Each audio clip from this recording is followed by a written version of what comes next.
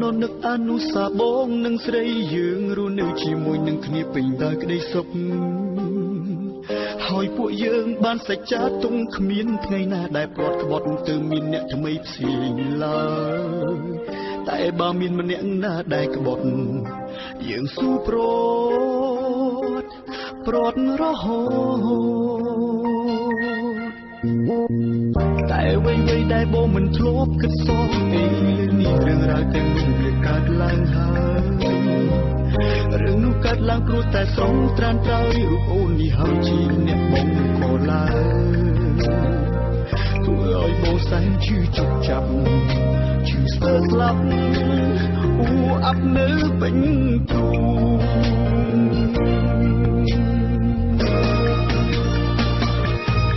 បងចង់សួរថាតើអូនខ្វល់បងដើម្បីអ្វីឆ្លើយមកថ្លៃខ្លាចចិត្តតា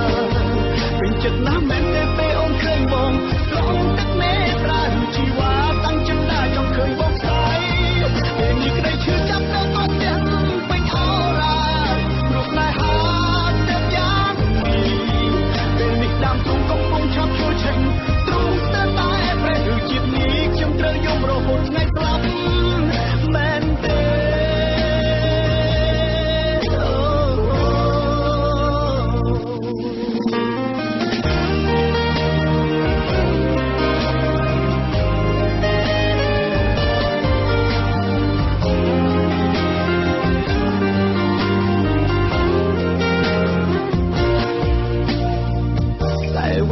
តែបងមិនធ្លាប់គិតសោះអីលើនេះរឿងរ៉ាវទាំងនោះវាកើតឡើងហើយ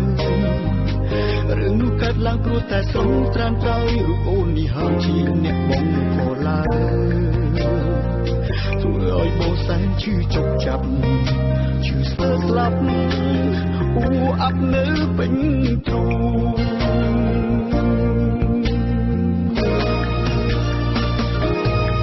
បងចង់សួរថាតើអូនខ្វល់បងដើម្បីអ្វីឆ្លើយមកថ្លៃខ្លាចចិត្តតាពេញចិត្តណាស់មែនទេពេលអូនឃើញបងស្រង់ទឹកមេត្រាជីវ៉ាតាំងចិត្តណាចង់ឃើញបងស្ដាយពេលនេះក្តីឈឺចាប់តែក៏ទាំងពេញអរ៉ាព្រោះស្នេហាតែយ៉ាងនេះពេលនេះដើមទ្រូងកំពុងឆាប់ជួយឆេញទ្រូងស្ទើរតែប្រេះឬជាតិនេះខ្ញុំត្រូវយំរហូតថ្ងៃស្លាប់មែនទេ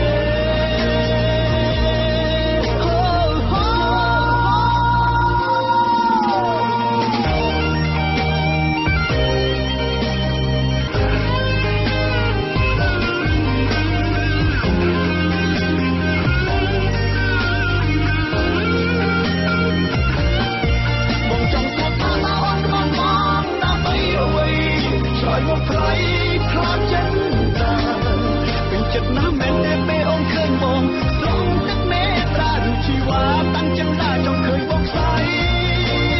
ឈឺចាប់តែក៏ទាំងពេញអរ៉ាព្រោះស្នេហាតែយ៉ាងនេះពេលនេះដើមទ្រូងកំពុងឆាប់ជួយឆេញ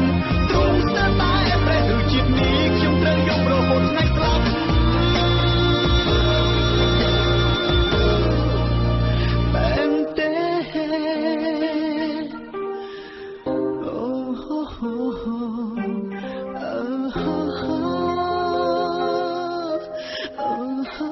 Oh